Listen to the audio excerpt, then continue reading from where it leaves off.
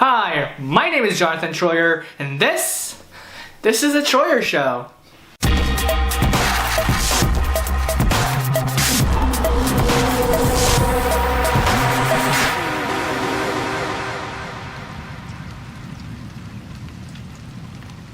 I'm not gonna waste your time, you're not gonna waste my time, because you can't waste my time, because I am talking to you and you're not.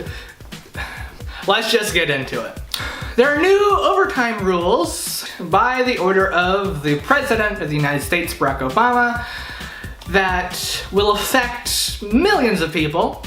Right now, if you make $23,660 per year, you are ineligible in certain circumstances for overtime. Generally, this applies to like managers and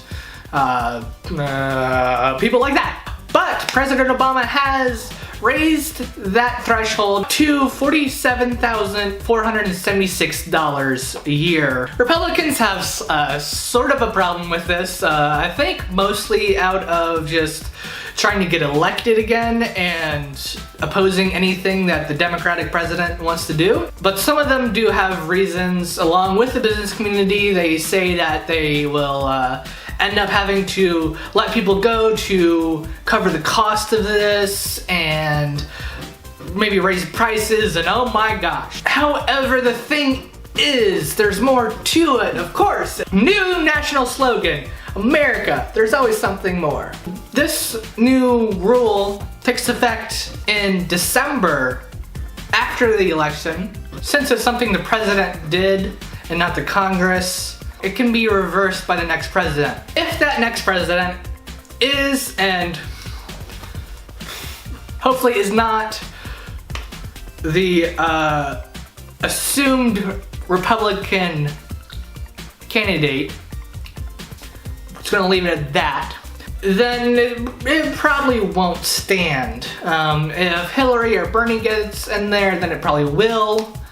We'll just have to see. Honestly, I think it's gonna be a good thing because I hear of all these stories of overworked managers, and if they're overworked and frustrated by making $23,000, which is not that much, and they're working overtime out the wazoo, but not getting paid that overtime, that makes them frustrated.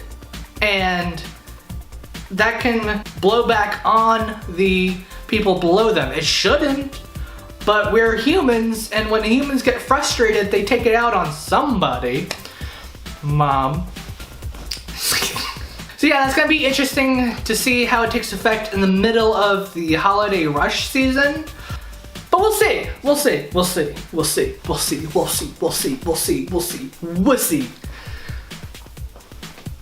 Staying in the world of business and money, new rules in place for venture capital and raising money for business and all that stuff. In the past, when you wanted to invest in a company and receive equity in return, your net worth had to be $1 million. You had to, or you had to have a annual income of $200,000 a year for the last 2 years, or if you're a couple, $300,000 a year, with a reasonable expectation of reaching the same income level in the current year. But that's all changed. Now you can, as a business, raise money through crowdfunding sources, portals as they're called in the law. You can raise up to $1 million through these portals, but you have to go through approved portals, and there are safeguards in place.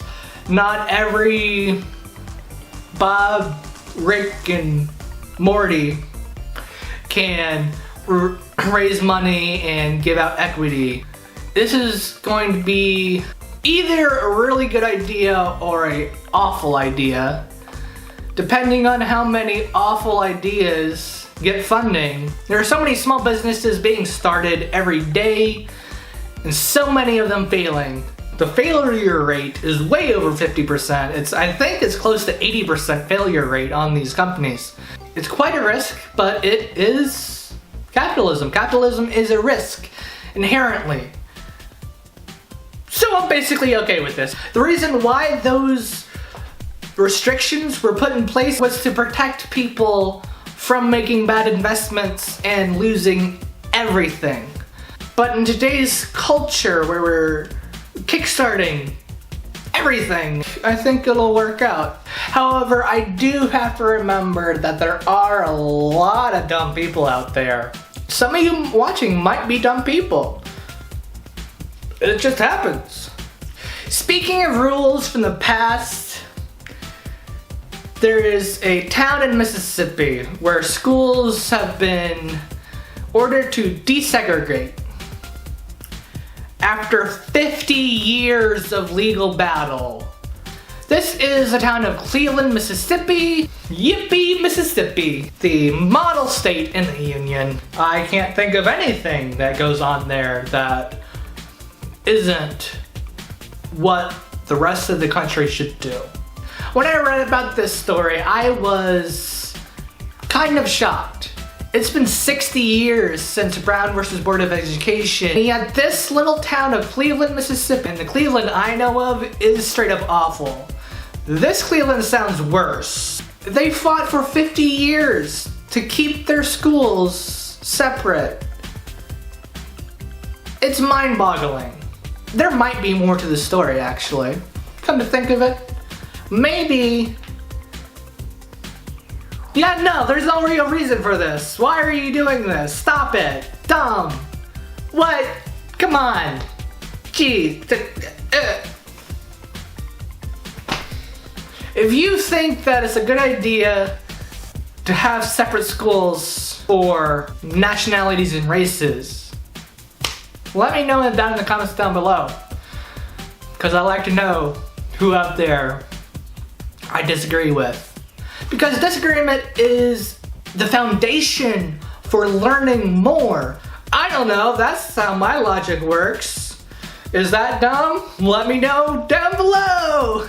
Let's move on to Florida.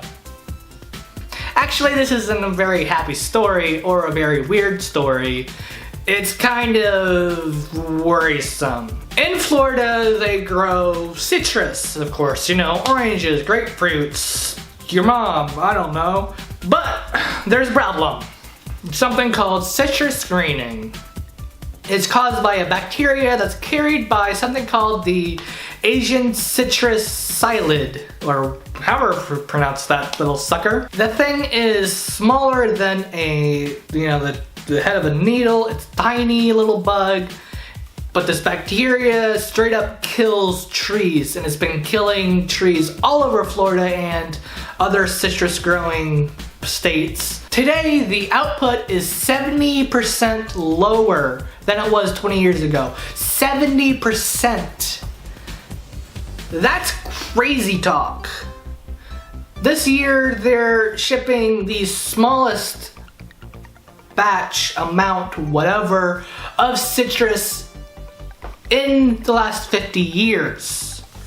Because of this little bug. This little tiny bug. This little tiny bug. This little guy. Sorry about that. So what do we do about this? How does this affect us? Well, citrus prices are gonna go up, of course, because there's supply and demand, sucker, and demand is still there, but the supply is getting lower and getting hurt. Prices might go up a little bit at the grocery store, at Whole Foods, Whole Paycheck, Trader Joe's, trade all those for my money. There's at least one farmer who I heard about on NPR who is injecting antibiotics into the leaves of his trees with lasers. Because this is the 21st century and we do stuff with lasers, sucker. I hope it works because a lot of farmers are losing their farms, losing their livelihoods. The thing that brings in money is gone by nothing they could do. They didn't do anything wrong. This little bug just came in and swept through.